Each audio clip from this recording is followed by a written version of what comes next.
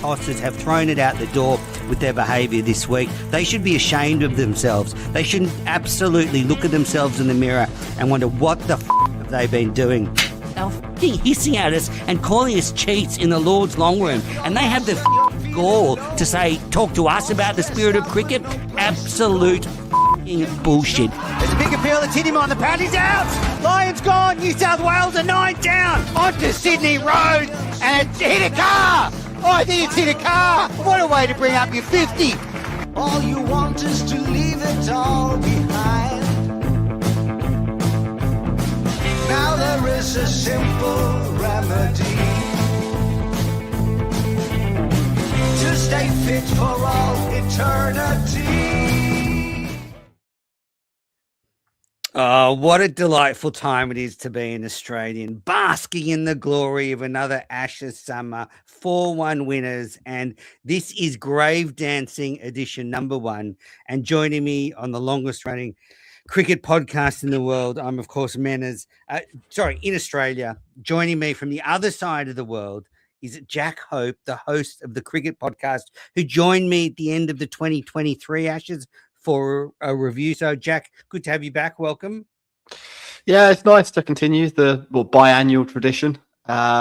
This time, probably not as good a series to talk about, but I imagine you'll be a little bit happier with the score line at the end. Yeah, I'm delighted actually, Jack, because this is real closure for me. Like being at the Sydney Cricket Ground to see Bazball die in front of me was one of the most satisfying experiences of my life. Like not just Alex Carey hitting the winning runs and Australia going 4-1 up, but then Stokes like right in front of me in the press conference saying it's not working anymore. We need to find answers. We need to adapt. Teams have worked us out. I mean, Jack, your captain admitted it, and Aussies were saying it to you in the 2023 Ashes. This method can't keep working, and lo and behold, it's blown up in our faces and in front of my face in particular, which was, as I said, deeply satisfying. I almost couldn't sleep because I was so happy afterwards. You know, when you just buzzing with adrenaline. It was like, and then the Brooks story broke right afterwards, and it's like, okay, the shit is really hitting the fan. And then Baz and Nasser are having a bit of a chirp. Vaughan's getting stuck into the whole overarching system after the Brooks story. Just fantastic. But Jack, how do you react to that? I think it will take a little while for it to settle in. Obviously, there's been a bunch of opinion pieces. Some people calling Bazball dead. Some people calling for people to resign and be fired. Some of the people involved with the project being a little bit more positive. Obviously, their careers are on the line here, so you can see the motivation from that point of view. I think it will take a little bit of time for people to decompress after all of that. I think the really disappointing thing for a lot of people is not necessarily the scoreline. 4-1 was one of the predictions I made before the series. I think Australia are really good at home. I think the Australian bowling core is much better than the England bowling core. Probably not too much between the batting, and that actually, in a sense, that was for a lot of the test matches actually borne out in reality. But the bowling, there's a huge gulf that England didn't have the equipment to bridge. So I thought Australia would win and probably win series-wise pretty comfortably. But I thought England would have more chances to put pressure on them. Across the 5 tests, in Perth, England were winning at one point, I think you'd say. At lunchtime on day 2? Ironic. I was at lunch with Stuart Broad that day, Jack. I'm not name dropping, after all the trials and tribulations of the 2023 Ashes, where I'm sure I called Stuart Broad a number of things. I don't know, but I probably did. I blacked out a number of occasions that series. And we were all sitting around and I was saying, like, Aussies are done here. Like, yeah. So there's that. And then there's the match they won at the MCG, that shootout. And then apart from that, the rest of the series, Australia were on top and, mostly very, very on top. And I think that's really the disappointing thing, is that England came with a lot of bluster and the usual hyperbole and didn't really... More than normal. Yeah, it didn't really show. I mean, I know. I mean, like just sort of everywhere they've been over the last 4 years. This is how they sort of protected themselves, and generally they've at least followed through by putting up a bit of a fight. And here it was meek, I think is the word I would use. It was a pretty meek defeat. Meek's a good word. I think one of the biggest indictments of this failed regime, this failed experiment, whatever you want to call it, and one of the most unlikable teams in history for sure. One of the most universally disliked teams. When I can't believe they didn't win a live test.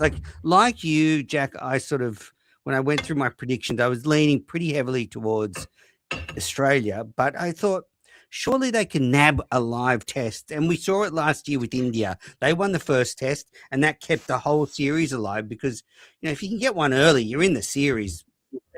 Even for a series draw, a 2-2 or something, had England gone home 2-2, you'd be at least saying, wow, they put up a huge fight, but they just lost the Ashes in 11 days. And I guess, let's start with the Harry Brooks story, because I think this just because I think this basically shows what an absolute shit show McCullum is running off the field. That the night before a one-day international, the England captain would think it's okay to be out at a nightclub drinking, we don't know how much, and get in a fight with a bouncer. That the night before a game, that is just unacceptable. And that tour was supposed to be preparation for the Ashes, and then to cover it up.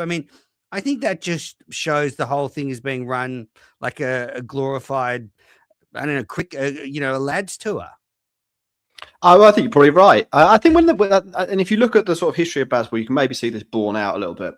In the beginning, I think that attitude worked. It was sort of quite close to the end of COVID, where there'd been a lot of restrictions on the team.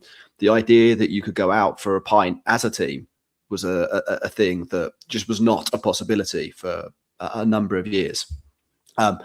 Baz comes in, all those rules go out the window, and I think probably what happens is gradually players start to push the boundaries. At first, it's probably a meal out, then it becomes a couple of beers, then it becomes a beer before a beer before game day rather. Then it becomes, I'm going to go to a nightclub and get in a fight. There doesn't seem to be any limit whatsoever to what you can do and how you can behave if you've made it into the kind of inner circle of that England team. If you're on the periphery, they're quite happy to get rid of you. Ollie Robinson, he went pretty quickly after he wound up Ben Stokes. If you're a spin bowler not named Shoaib Bashir, you're lucky if you get 1 or 2 tests in a row before you get jettisoned. It's disgraceful, really. I think is probably the word for it. You wouldn't see it in any serious sports team. I don't think. No, and did you hear Mitchell Starc talking on the ABC? He was asked, did you have a beer to celebrate winning the Ashes in Adelaide? And he said, no, he hadn't had a beer all Ashes. And he's going to have one now.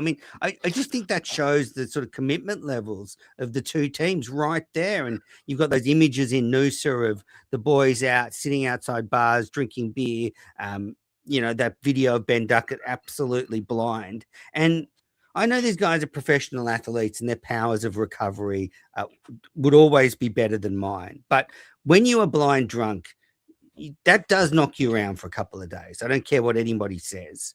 And we're not just talking about having a few beers. So if you're a professional athlete on a tour where you're looking to be high performing, that's probably not the way to go. No, that's definitely not the way to go. That again, I can't believe they let themselves get into a situation like that. It's a 6-week period of time. If you have a culture, which we do in the UK, of drinking as a social lubricant and as something you do to relax, I can understand at points in that 6 weeks you set aside a day or two so that you do get around each other. You do have a bottle of wine. You do have a few beers on the beach. I don't really mind that, but there has to be some self-control to that process. If you're unable to sit at a beach bar, have a couple of beers, and then go back to your hotel, and instead of that, what you do is roam around the streets of an unknown town, completely lost and pissed out of your mind, you need to have a look at yourself, and that's not it's not good behavior for anyone. If you've been paid millions of pounds to go and perform a physical task, it's and you can. I don't necessarily buy into this, but some people do. You've got all the guff around representing your country and being an ambassador and so on and so on and so on. And if you allow yourself to get up, if you allow yourself to get in fights with bouncers the day before matches, or you end up so pissed you literally don't know where your hotel is, something is wrong. Not going to say necessarily with the individuals, but probably with that environment that's allowed that to happen. So I that's think that's not something that happened in the 80s. You didn't hear stories of Ian Botham being found outside a pub in Brisbane at 3 a.m. I know, it's mad. Even Ian Botham wouldn't let that happen. But I mean, I heard the story I've heard is Alan Border, for example, during a test match to wind down. It was a maximum of 6 beers after play and then straight to bed. No more than 6 beers a day. You have to have limits. Exactly. I don't think Ben Duckett had just had 6 beers that night. So yeah, absolutely. So I think Baz has to go for 2 reasons. I think this series is born out of a few things. The culture off the field's not working with this young team. He's tactically inept. The planning wasn't good, and the team just looks like an unprofessional outfit. And I think Rob Key probably has to be under the microscope because he let these things happen where the preparation was suboptimal, no fielding coach, part-time bowling coach that comes in at the last minute. I mean, these are things that Rob Key should have been all over, and he wasn't. So, I think Stokes is, I wouldn't be surprised if Stokes says, I want a new coach. And that's also the problem with Baz coming out all the time and saying, me and Stokes are good mates. You actually shouldn't be that good mates. If captain coach, I don't know if the same thing would happen in Australia. I don't think Cummins and McDonald are good mates in the same way as Baz and Stokes are, which I think is better for a professional environment. Yeah, I mean, I like to. Maybe we'll get into some of those questions around Stokes and McCullum, but I wouldn't say everything's always rosy in Australia, just to push back. And I'm going to use my opportunity here because it might not come up very much in this podcast, but isn't player power and a player revolt effectively what pushed out the last coach? I mean, it can go too far. I don't necessarily think it's a great idea or a great thing for your captain to be dictating who the coach is. That probably should be a bigger picture decision, no? Oh, absolutely. But I don't think he dictated who the coach was. But maybe he dictated who the coach wasn't. Yeah. Yeah, I think that. I mean, you know how many episodes I did on Langer, and I'm just getting over it, Jack. I don't know why you had to fucking bring that up again because he should still be there. My proposition is that I think this team would have been better if they'd kept Langer. They're very good, but they didn't win in England. I think with someone like Langer who just pushed them a bit more, they would have been better. So I kind of agree with you, and I was pissed off with Cummins for doing that. But I also find it hard to argue with their results since they did it. They've won a 50 over World Cup. We've got the Ashes. We've got the Border Gavaskar Trophy. I mean, at what point am I just quibbling if I'm still whining about Justin Langer not being coach? So I kind of agree with you on that one. So fair play to you. But to go back to McCullum and Key and so on, then look, there've been some massive failures there. I think the organisation around the tour, I don't absolutely know in terms of roles and responsibilities, and I don't think anyone outside of that group of people, and maybe to be honest, even within it, knows specifically who was in charge of arranging that pointless inter-squad friendly at Lilac Hill on a pitch that was completely unsuitable for the preparation that they needed, arranging the schedule leading up to the Ashes where they spent 2 weeks on a booze cruise in New Zealand in the rain, and what was your other point around preparation? There's another preparation point that they just on the preparation. Baz was really keen on the fielding coach and the bowling coach. Building coach and bowling coach, like whoever's ended up. I mean, like McKee himself, midway through the series, said one of the most remarkably stupid things I think for a person in his position when he said we'd rather have a bowling coach we'd rather have the best bowling coach for 10 months of the year than the second best bowling coach for 12 months, which I'd get that if the 2 months you didn't have him was during the IPL or something like that, when you're not playing any cricket anyway. But this is the 2 months you've been telling everyone you care about most in a 4-year period of time. And you've ended up finding a bowling coach who specifically isn't available for that block of time. And I think that's pretty criminal. I don't know at this point in time where I stand on whether you should be fired for those things. I think there are some good things that they have done, and I think that had a different regime been in charge, England's results over the last 3.5 years, probably are worse than their results with the regime in charge. So if you're looking purely on like how many test matches are we winning, or looking at purely from that perspective, I think England should be fairly happy with their results overall. And I think if you can set the Ashes to the side, and that is quite difficult to do, especially because the group of people we're talking about here have been talking about how important it is. But if we set the Ashes to the side, England have played really fun cricket. They might not be a particularly likeable team, but they're an exciting team to watch, and they're involved in a lot of good games. And they generally don't know when they've lost. They've came back from all sorts of positions against India over the summer. The Ashes, in terms of the cricket that actually took place on the field, more of an aberration over the 3 or so years that the project has been running than the rule. They've done some stupid things in outside of the Ashes window. They've probably thrown away a couple of tests that they could have won if they'd been a bit more sensible. But they've also played some excellent cricket and found some really good players. Well, I mean, so that is a weird take, because they haven't beaten India at home or away. They haven't beaten Australia at home or away. They've lost, matches to Sri Lanka, New Zealand. Like, I agree, they got better when he took over. He gave them a new manager bump, and they had an experienced team, Broad Anderson, Johnny B, all those guys, and he just came in and pumped them up, and they got going again. But Baz McCullum is a one-trick pony. But some of these players aren't very good, Minners. I think this is the thing. If you want to talk about what the problems are in the English game and why they keep losing, it's because they're not producing very good players. Like the bowling England have had over the last 2.5 years has been bad. Now, here's where I really would criticise them. I think they are due a little bit of criticism to balance out what I said about how they've been entertaining and how they have ground out some results.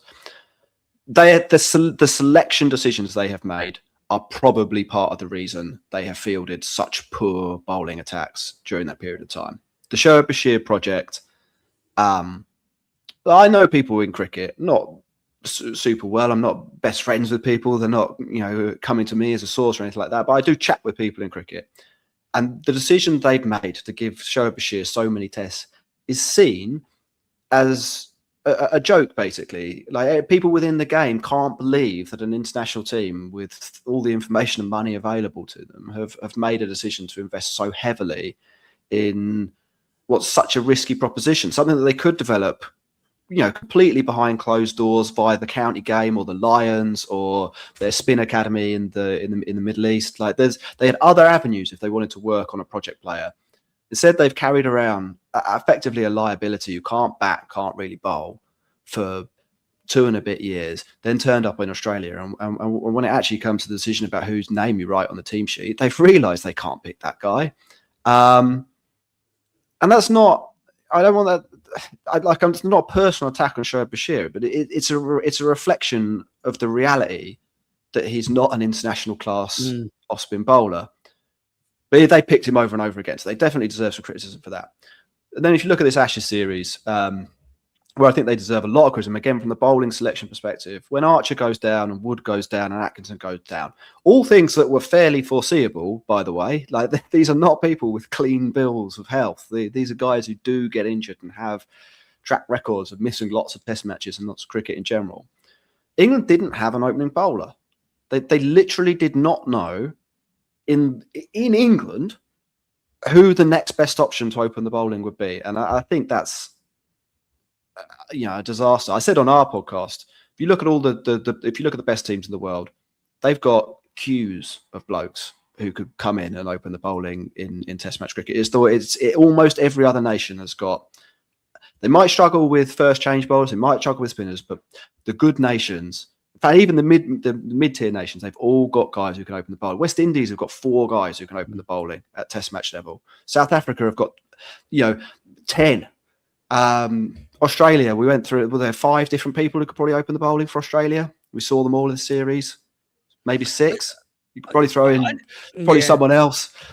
India have got poor planning, though, isn't it? It's really poor, and this is where they do as McCullum said, the series of our lives, and you get here, no plan for your spinner, no backup pace options, no fielding coach. I mean, just an absolute shit show. Yeah.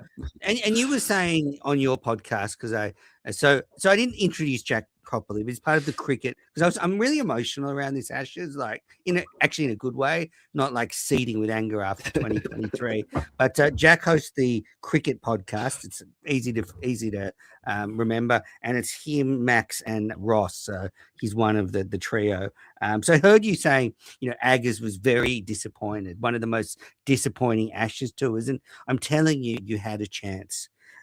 No Hazelwood. Cummins 1 test, Lyon injured, Smith missed a test. The pitches now are actually quite lively. So if you'd found a couple of Nisa Boland type guys at county cricket who can bowl 130 to 135 and consistently put it anywhere near the same spot, unlike, Bryden Carsu, who was like 1 decent ball, 1 ball short and wide of off stump, 1 ball down leg side, So if you'd have just been prepared properly, you at least had a chance to push us a little, make us uncomfortable. But it just seemed like the attention to detail let the team down. And, I went down to the Barmy Army for my sins, but also really to say hello to Simon Finch, the trumpeter, who's a big listener. And I actually, for once, felt a little bit sympathetic for those people that had spent, not super sympathetic because they're on holiday, but just to come all this way and feel your team hasn't given 100%.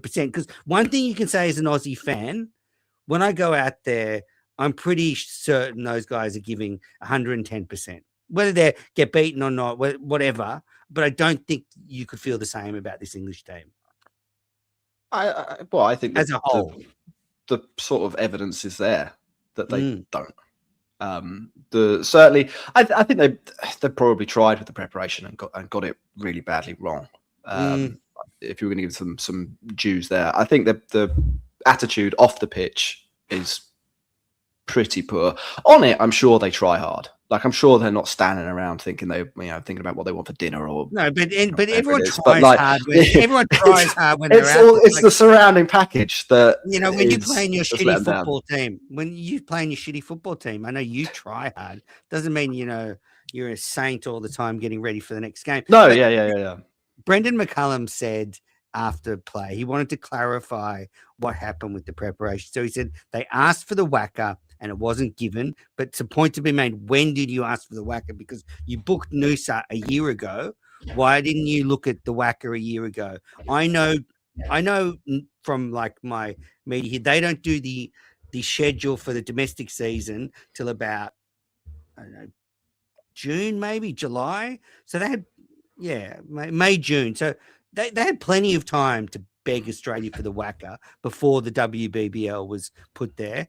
The other one was they were offered preparation in Adelaide, but thought, we don't want to go to Adelaide because it's extra travel. So that's why they opted for Lilac Hill. But if you could get a proper first-class game in Adelaide on a pitch with a bit of bounce, okay, well, you catch an extra flight. Big deal. I mean, it's the series of our lives. Yeah. And I think that's where you're right. You can't really defend that, can you? It's poor. Am I sympathetic for the people who went to Australia and watched. No, I'm jealous, probably more. I think the experience of that trip's got to be amazing. You actually did see England win a test, which is it feels like a once in a lifetime event. It is literally a once in a lifetime event, probably for some of the people who were there. Like it's, but yeah, like it's. I think to go right back to what I said at the beginning, it's just disappointing how poor the test matches ended up being, because what one side basically didn't turn up, and they didn't turn up over and over and over again. And Australia were really good when it mattered. Yeah, they were, and their bowling is good, and it was always, I think it was going to be a difficult task to actually win the series. I mean, there were people you mentioned. Come on. If I'd said to you 6 months ago, Hazelwood's not playing a game, Cummins is playing one test, Lyons playing 1.5 tests, Smith is missing a test, you'll have Nisa, Boland, Doggett, you'd have gone, fucking, we are a huge chance here. Like you are playing this down big time. Like this I don't know. I really don't know. I would have come back and said the only way England are going to win is if Archer and Atkinson play 5 matches each, and they didn't. Yeah. England's bowling is really shallow. I mean, Josh Tongue had a fantastic second half of the series. Stokes had his moments. And Bryden Carr somehow managed to burgle 25 wickets. So it wasn't, if you look at the raw numbers, some of them looked like they did quite well, but yeah, they weren't passing the eye test for me.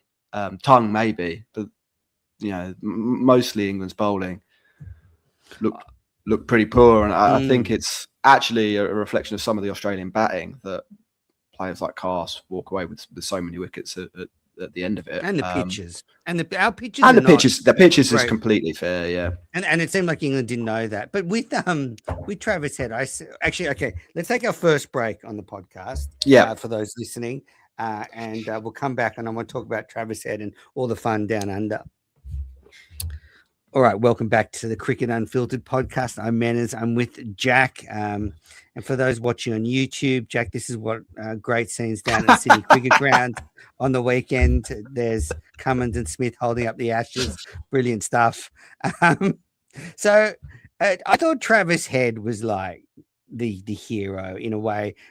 I know Stark was amazing, but I actually thought at Perth, Travis Head just punched you in the face with that innings. Like England had a chance and it was just whoosh. In one session, you 1-0 down and you don't know what's happened. It wasn't even a contest. It was like, at least we're going to, push Australia. It wasn't even that. It was, what's that? Everyone's got a plan until they get punched in the face.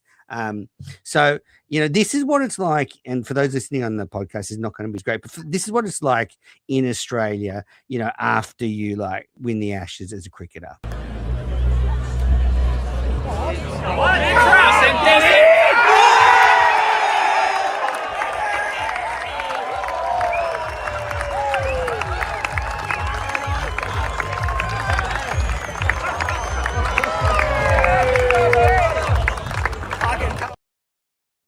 He's just a national hero. The day after the Ashes win, he's down popping putts. Mitchell Starc got a hole-in-one today. I mean, Australia is a buzz. Yeah, he got a hole-in-one at his golf course. You can go on his Instagram and see it. So yeah, I mean, Australia's just a buzz with Ashes delight. But I thought we got a little funny insight into. I thought Australia played a very smart game. They were fucking super nice to the Poms. I don't know if you noticed, but even in the lead up to the series, Hazelwood was saying stuff like, "Oh, they've got an awesome batting lineup," and they were just, super nice. But I think we saw a little bit of an insight into what they really think when Travis Head spoke to the ABC. And you got a good ball today.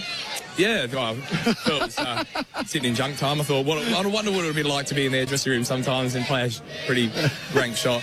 So, yeah, me and Smithy will have. I think Jamie Smith. I'll have a beer with Jamie Smith later, and we can compare whose was worse. But I think the Australians there was a healthy dose of Schadenfreude in this series. They wanted to get a bit back after the last Ashes.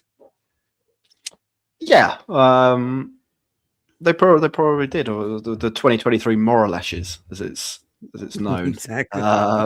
Over here. Yeah, and to be fair, with a little bit of a helping hand from England at certain points, they did. I mean, particularly Head. I think I don't. Stark won Player of the Series, didn't he? He did. Which is Stark, 31 wickets at 19.93, and Travis Head 629 runs at 63. I think in a low scoring series, and Mitchell Stark was fantastic. But in a low scoring series, those runs are gold dust, aren't they? And like feels like quite a long time ago now that Ricky Ponting was calling it one of the best Ashes hundreds ever. But I think that's a comment that's aged reasonably well. It might not be the best, but it certainly has an argument to feature in the top 10. I think. So I was lucky enough to be. I was lucky enough to be there at the ground for that one. I went to the first and last test, and it was jaw-droppingly good. Like because you forget what happened. Like you remember what happens afterwards, where England have proved they're not very good. But at that stage, you're thinking, "Well, England have bowled Australia out cheaply. It's not a good wicket. We've got to chase over 200. Khawaja's injured. Our batting lineup's misfiring. You know, we could be 3 for 20, and then that 200 is going to seem a mile away. And then all of a sudden, we're none for 70. And then in 2 hours, they chase down 200, which is not Australian. Like, you know, Khawaja, if Khawaja's back didn't go, it would have been none for 25 at stumps, chasing, 205. Yeah, no, it shell shocked England. I mean, I think that literally was the word that Stokes used. And I think not only that, it had two sort of knock-on effects. One, it meant that Head opened in every game, and I think that terrified England. And then as the England bowlers start dropping like flies, and you end up in that situation we were talking about earlier, without a specialist opening bowler, it's just the worst possible combination, I think. Hard ball, Bryden Carr spraying it all over the place, and this great white shark of a human, Travis Head, eating him for breakfast, basically. So the tactic that really. So what did them there is all they're planning for Travis Head is we'll get him out with the short ball, and they probably didn't really have a plan B. So when he opens the batting, you're like, if we bowl short to him, we're wasting the new ball. England didn't really know where to bowl with the new ball as well, and the part of that is that the bowlers aren't very good, and I really will emphasise this over and over again. But part of it is also, they were scared of pitching the ball up, I think, to Head. And it's difficult to bowl two different lengths to two different batters. So you drag your length back for Head. It ends up coming back for Weatherald and Labuschagne and whoever comes in at number 4 as well. And you're just not challenging on what were, mostly through the series, quite challenging pitches to bat on. If you end up bowling a yard back of a length, 2 yards back of a length, you can leave a lot of balls if you're Australia, and you can wait for your cut shot and your pull shot and chip away that way. And but Jack, England really struggled because of that. But what I don't understand is I've seen Travis Head open the batting in one-day international cricket a lot, and I even know he's actually vulnerable really early if you just hone in on his stumps. Like you got to bowl, be able to do that. But if you can just sort of get the ball moving around that off stump early, you see his footwork. He's an eye player, so you can get him early, and you'll see that in one-day international cricket. He can good ball early, but they got completely scrambled and they wasted it. So he was epic. I thought for Australia with the bat, Carey was really good, 250s and 100. Smith, couple of contributions, but apart from that, it was just low scoring series, so you didn't get a lot. What I think the Australian batting has a lot of holes, and that's my concern over the next couple of years.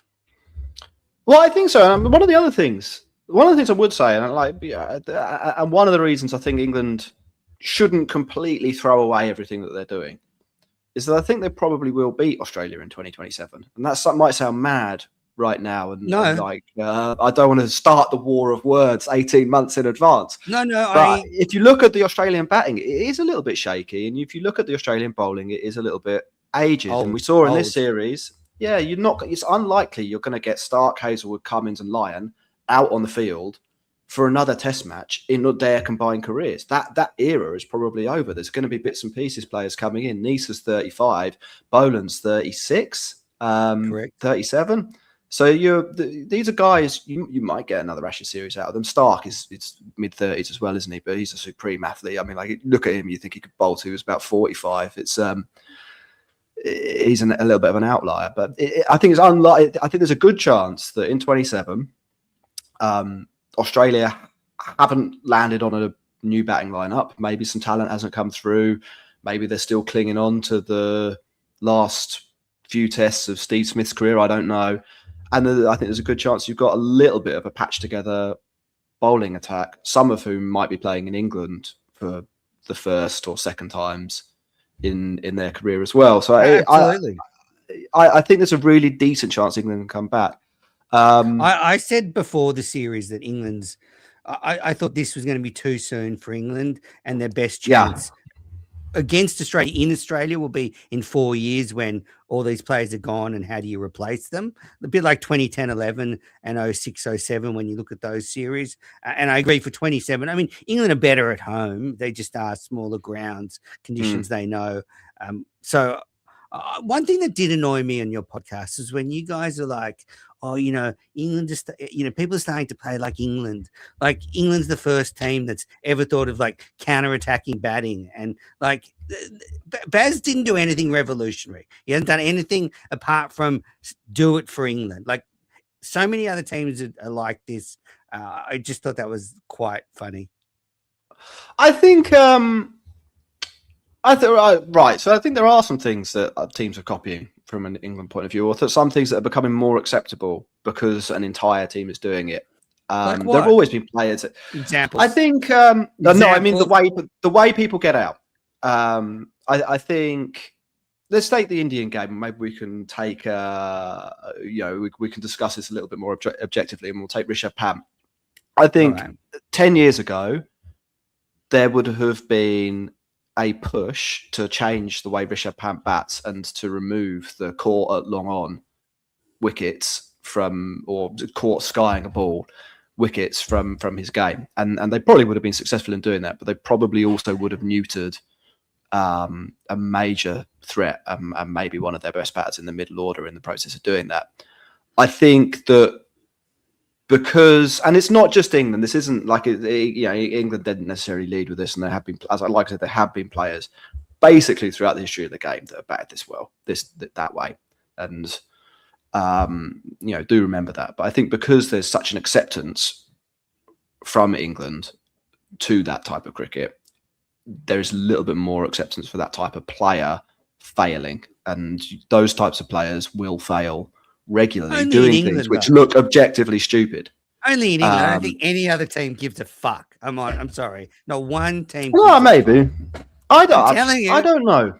Yeah, no. I think there are changes. There are bigger picture changes in cricket. So I'll give you a couple of things I've learnt over this series about the England culture. Just like firstly, like there's no way like Baz came up with anything special like that. That's just not like no one's copying them. No, Bazball's a myth. He got the new manager bump, but I do take the second thing on that in this T20 environment, the game is changing, and demands on players are changing. The way the game is played are changing. So I think we saw in Melbourne in that 2-day test 20 years ago, players guts that out. Now they're just like, well, they go slog happy. And they just hope it comes off. So I think the game overarching is changing, but I don't think it's got anything to do with England. And, I just think Baz has, sort of been found out. Yeah, I mean, I think that's true. I don't know. I don't know whether anyone seriously thought you could play like that forever and win every test match. But that's the thing, you can't. And everybody kept telling Baz but similarly, you can't play the traditional way of playing Test cricket and expect to win every Test match. Like it's a binary game. right, or more or less binary. Draws do exist. One team's going to lose. Two teams go into the test. One of them isn't going to win the test. Or at least one. Test cricket is about transferring pressure, winning moments. You can't have one gear. You need multiple gears to be a good test team. I do agree with that. I think that it is about winning moments, but there's nothing in the rules that says you have to win those moments over 2 sessions. If you can win the moment in 15 overs, then and you think that's the best way of doing it, and you think they're the skills that best suit the players you have available to you. The history's shown that. I think that works well. It's not a repeatable. What I would say, it's not a repeatable what I would say as well, just as I guess like one overarching final point to this. I think it probably is a tactic that works better in England, where conditions change within a day quite significantly. So you get sessions or hours where batting can be your expected average might be 50, and then a cloud comes through and your expected average is 12. And if you spent the hour where it was really easy batting blocking it, you could cost your team 20 or 30 runs, and often having a dash is the best way the best way to go because of that variable nature. I think there were times in this series when that was probably the case too. I think what probably got exposed are the limitations of a few of the players. I don't think Jamie Smith, for instance, handled the bounce very well.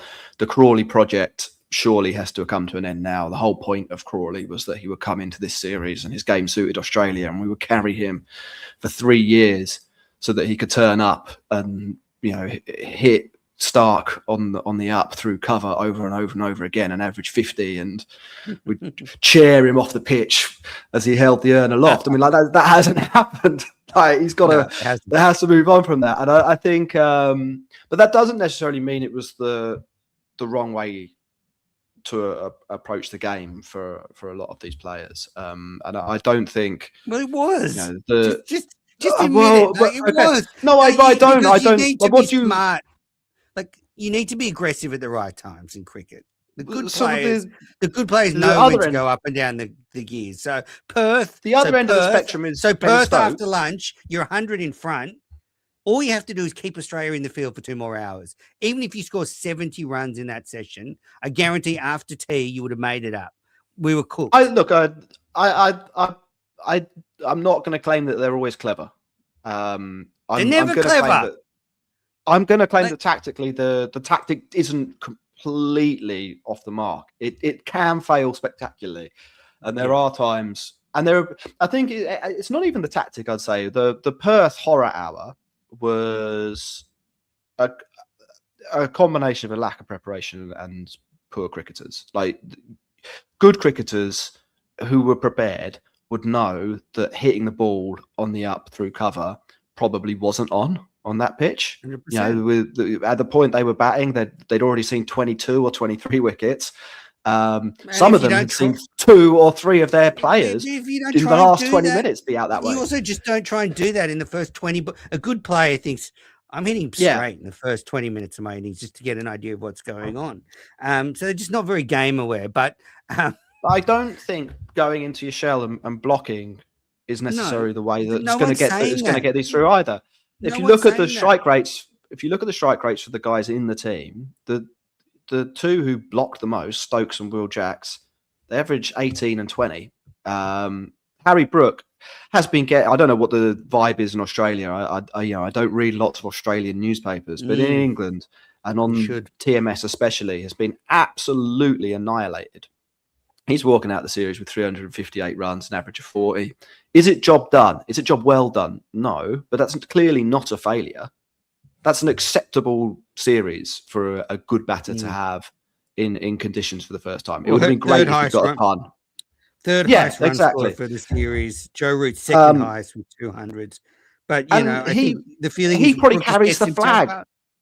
Yeah, he does. But he also scores runs and scores runs quickly. And the currency of the game from a batting perspective is runs. It's not necessarily like how long it takes you True, to get those runs. absolutely. Would it be better if he moderated himself? Absolutely. I mean, like, I think he got out to Stark 3 or 4 times in the series playing outrageous cover drives. Maybe put that in your locker against the maybe the best bowler in the world at the moment. Maybe show a little bit of respect to Mitchell Stark there. But I don't think the idea of trying to score quickly is flawed for a lot of these players. They probably play better when their strike rate is above 70. They probably score more runs when their strike rate is above 70. Yeah, I don't mind this. It's about being more game aware though, and they don't seem to be. Yeah, and I think to go back to maybe the theme of the whole conversation, I think there is a cultural naivety. They're not a team that take themselves seriously, and they. So Crash made a good point in an Australian paper. Robert Craddock. Right, yeah. Sorry. And he'd seen McCullum at the Heat. He'd seen him at New Zealand and said, he's pretty limited. Like his teams are always happy, but they don't necessarily win. And I think that's probably where England's at.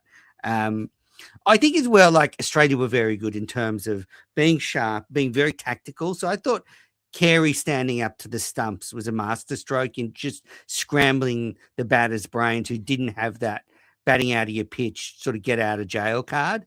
And interestingly, that wasn't a pre-planned move. That only happened at the Brisbane Test when the ball got a bit soft. He thought he'll come up, and then from there they decided to do it the rest of the series. But I thought Australia were canny, like Michael Neser, 35-year-old veteran. They just showed England that actually, had you bought a couple of county bowlers who could have just put it in that spot, you might have been able to test us on these wickets. Maybe if you brought them, then we would have rolled out complete roads and wouldn't have happened. But the thing is, I thought Australia were very smart. We've definitely got some work to do with our batting lineup, but we had enough with Head and Smith and Carey with the runs. And then it was just a team effort. Cummins coming in for that one match where they secure the Ashes is typical Pat Cummins, just the smiling assassin, strolling in, getting Root out twice on a good batting pitch. And Nathan Lyon, with a few wickets in that game. Like it was a classic summer for Australia, because I don't think it was this is not the team I thought that would win the Ashes this summer. If you'd have said Neese was going to play 3 tests, Doggett 1, Richardson 1, Boland all 5, I'd have thought, we're going to be stretched here. And, against England's batting, we could have some long days in the field. So I thought there was some real tactical stuff from Australia, and where they just sort of outsmarted Stokes and McCullum. And, captains have actually, a lot of good captains are looking, have said that Stokes didn't have a great series. You always look bad when your bowlers aren't bowling well, but he didn't have a great series as captain, complaining about the tosses. Like he won 4 of the tosses and then he complained about winning them. Like very strange. Yeah, I don't think he had a vintage series. I think he was visibly and audibly frustrated with some of his teammates. More or less called some of them weak men after one of the tests. So it's possible there's something going on there, slightly underneath the surface. He's been quite, he's got, and rightly so, quite a lot of credit in the bank and sort of in general over the last few years for his leadership and the way he's played. I don't think he played that well either, and I think that's if you're complaining about the attitude of your teammates, if you seem to be you are playing a different game to how some of them are playing. You're striking at 36 and the guy batting 1 above you in the batting order is striking at 81. There's something has happened there from a tactical perspective that's split. You're obviously of a different opinion to your teammates on how to go about scoring runs. Because Stokes is a guy who can score quickly. Like him scoring at 36 is what, 20, 25 runs per 100 balls lower than his career average. So it's, he's making a point there, and he's making a point in the media. And So I think there's the rift. Didn't have a good Stokes. series. I think there's a sort of theoretical rift between, there's a clash of cultures now between Stokes and McCullum, where I think Stokes is frustrated in the last 2 years. The team's trajectory is down. We just got a super chat, special occasion. I don't ever get these, Jack, so you must bring the super chats in. Matthew Kimber, England need to stop just focusing on the Ashes if they want to improve. And I actually think that is a really good point, because, they keep all they do is talk about the Ashes. They've completely put aside the World Test Championship. They should actually just, make every game, like Australia does, make every Test match an occasion that is not that far. Like, we know the Ashes are special, but to always be before every series going, we're getting ready for the Ashes, I can see why that's a problem. Yeah, I think it does two things which aren't helpful. One, it means you lose games that you should win or draw because you picked the wrong players because you're thinking about a series at some point in the future. Probably does three things. Two, that's got to be a little bit demoralising if you're one of the players who's rightfully in the team or potentially Liam Dawson not in the team. Yeah. And three, if you put this series on the pedestal to the extent England do, and obviously Australia do as well. It's the thing that England and Australia want to win the most, probably, especially away from home. So the players know this, but if you constantly talk about it, you're putting yourself up, or you're setting yourself up for some high pressure situations, some needlessly high pressure situations, and an absolute flogging if things go wrong. And they might go wrong because it's difficult. It's difficult to win an away series. It's gone wrong for both of those teams in the last 10, 15 years. Both of them have had difficult moments away from home. Who? Both England and Australia. That's true, but we compete. We compete. We win games in your country. Yes, no, that's for sure. But Australia have been 3-0 down in a series in England. Absolutely. Like, it's not. But the difference is, is that if you, England have been doing it a lot in the last 5 or 10 years, especially. If you make that series your World Cup, you stand it above everything else, then all of your other achievements, they also get diminished. Like, if you actually win the World Cup, everyone's like, well, it's not the Ashes. And it's like, well, but it's the World Cup. Like, we've just won the World Cup.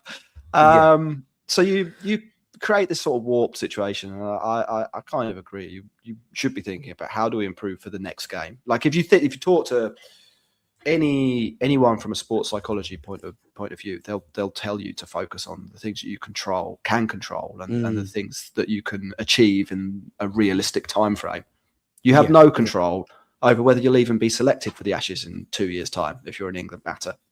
You do have control over getting a good night's sleep, not drinking beer, making sure you turn up for the nets, making sure your fitness is on point, and bringing your A game to every game on an individual basis, day by day, up to that point. So maybe look a little bit more short term.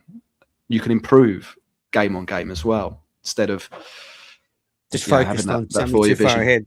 All right, I'm going to let you go, Jack. I just got a couple of things before I let you go. Firstly, just on my Sydney Test experience, somehow I ended up next to NASA in the press box at Sydney. So, and the other side to me, I had a lovely journalist from England, Simon, who hosts a Burnley football podcast. But so, I'd have NASA next to me. So because NASA's there, it attracts. So Atherton comes over, then Broad comes over, and then Bumble. So for the whole Sydney Test, I've just got all these England luminaries. I thought you said you weren't going to name drop. No. I just wanted to tell you, but just think about it. Just think about the juxtaposition of me in the middle of 2023 Ashes yelling into a microphone, and then have Broad next to me watching the Sydney Test. It was quite a. It was funny. Yes. But Simon and that NASA is very funny, very quiet. And they were just getting paid. Like, what's going on, Jack? And why isn't this happening to you and I? Like he and Atherton were basically getting paid to go around doing the podcast. They were both writing a little bit, but they were literally just doing the Sky Sports cricket podcast. I don't know, when did you start the cricket podcast? It's been a long time. 2019. Yeah. Yeah, so it's you the think last about when 7 you years. started, you were still in that. People sort of knew what a podcast was in then, but it still wasn't really seen as media. Like now in Australia, at the end of every day's play, there are like 20 podcasts being recorded. Mm. A lot of them now you have to go out. There's a bit of, every ground's different, but you have to go out of the ground because you're a non-rights holder. So you go out of the ground and it's like, Vaughan with someone, Hussain and Atherton. Everybody's like found a little patch to record their podcast. I mean, when you and I started podcasting, it was kind of like second-class media, but now it's like first-class media. Like we should be like going to every game. I agree. Yeah. Give me the tickets. Get me in the press box. Absolutely. But you must have seen like podcasting awareness in England and media like just go through the roof. Interestingly, the biggest audience growth we've had is in Australia. Really?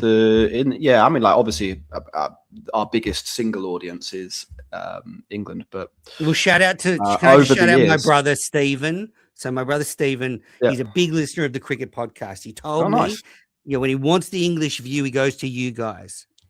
Doesn't go to fucking Atherton or Hussain or any of those guys. He goes. And then the USA is big as well. Yeah. So our top three nations, England, Australia, and the USA. You'd think it'd be India or whatever, but they're the three. I think it's a good thing.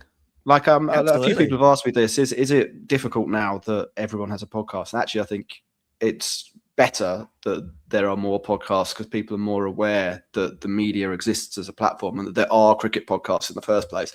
And let's be honest, the lifespan of some of the new ones that have popped up over the last few months is probably about to expire. I don't see daily coverage of the T20 World Cup being on the agenda for some of the people that you'll have been seeing in press boxes over the last few months, which is fine. We'll still be doing it. And hopefully we pick up some listeners that have been brought into the fold, maybe because their favourite cricketer started one or their favourite journalist started one. Well, I know here a ton of all the ex-cricketers are starting them. So you've probably seen, Dizzy, Fleming, and McGrath have started one. Brayshaw, Blewett, and somebody else have started one. They're all doing it. Which I actually think it's for you and I. Our actual point of difference is important. Like the fact that we're not former players, we view the game differently. We're not giving views that you're going to hear everywhere else. Like you can hear like Hayden say the same thing on Seven or his like if you're on every medium, like it's just like okay, well he's going to say the same shit. Absolutely, and also the joy of us talking about cricket is that we can make a big mistake and kind of get away with it, but that also means that occasionally and hopefully often, we'll be able to say things that are more insightful than you'll get from the mainstream media because them taking the risk and saying something that is potentially a bit risky or potentially wrong is more embarrassing for them because all their friends will hear about it and you'll get a reputation as an idiot. Dummy. Whereas for us, well, it doesn't matter. Absolutely. But Stark, Stephen O'Keefe, former left-arm tweaker for New South Wales, I think he has a podcast and he's on the radio and he predicted England would win the Ashes 3-2. And Starkey afterwards was like, I've got receipts, like, about what people have said. So, if you're predicting things like that, no one's really noticing. Well, Jack, thanks for joining me for this post-Ashes debrief. Tell the listeners where they can find the show, what's coming up. Floor is yours. Yeah, so we're the Cricket Podcast. You can find us. We've got a blue logo with some cricket pads on and some stumps, I think. One of the two. We're on Spotify, YouTube, Apple, wherever you go for your podcast, really. At the Cricket Pod on social media. If you want to follow along there, we'll be doing some sort of Ashes roundup pretty soon, and then it's into the T20 World Cup and the IPL, which we're pretty excited about. It's a lot of T20 cricket coming up, isn't there? Like, there's this Yeah, I a take solid- the IPL. I take the IPL Yeah. off now. Yeah. We do 2 or 3 shows a week through the IPL. I really like the IPL. I think it's a great tournament. But back to back with a World Cup is a lot of T20 cricket. So I don't know if I've sold it very well there. But, Well, no, Yeah. like go and listen to the cricket podcast to keep up with it all. I'll be doing T20 coverage as well. But Jack, thanks for joining me. You know, one thing I love about your show is, I said, you sort of a healthy dose of like English pessimism just runs through it, and negativity with a lovely dry sense of humor. So I thoroughly recommend it. Definitely not cheerleaders for the team. And listeners, thanks for tuning into the show. But Jack, just want to say again what a wonderful summer I've had. I mean, I'll just end the way I began. Like, I cannot tell you. So, you know, the sun is shining over the SCG.